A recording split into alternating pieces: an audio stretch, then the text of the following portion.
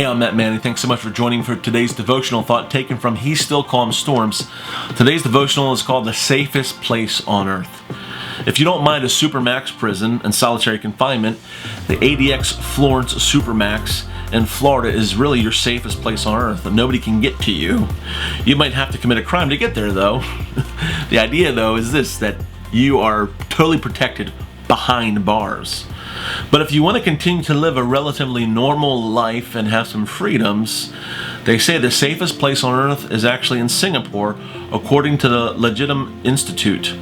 As the most disease-free country, you're going to have to go to Luxembourg to find that, which is the second most secure place on earth. For those who enjoy a colder climate, you can try Iceland, which is ranked as the most peaceful place on earth according to the Global Peace Index in 2020. Iceland scored a 1.192 on that index to claim first place, followed by New Zealand.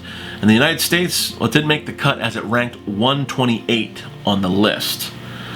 But when it comes to a country or even a place or space of life that we live in, we can find ourselves kind of like where King David was in the Old Testament. He was a shepherd boy by trade. As a young boy, he knew how important it was to find a safe place for his sheep to graze and drink water. Safety was key for his sheep that he was watching. Because sheep are funny animals. They're very anxious and they refuse to drink from rushing waters. Sheep will only drink from still waters. It's any wonder that God compares us in the scriptures to sheep. They weren't real bright. They got anxious quite often and were stressed out a lot. But as far as our thoughts go, sure, we laugh and sure, we post and we retweet thoughts. But for most of us, though, we've zoned out from God. We've zombied into our small screens. We get up close and we binge watch or doom scroll or just scroll away. Silence and safety seem to go hand in hand. And you may not fear for your safety. You may not even realize that there's something far greater than being in danger, and that's being disconnected from God. And maybe your life right now is functional. Your family is functional. Your marriage is functional. Your relationships are functional.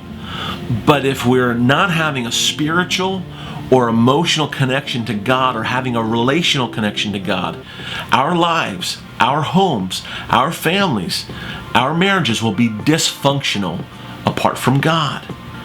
Now, the encouragement for us is taken from Psalm 23, where David talks about how the Lord is my shepherd, that I don't want for anything.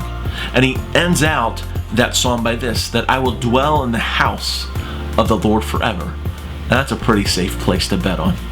Life pushes us, but God secures us, and that's our promise for today. Today's reading is taken from Psalm 23.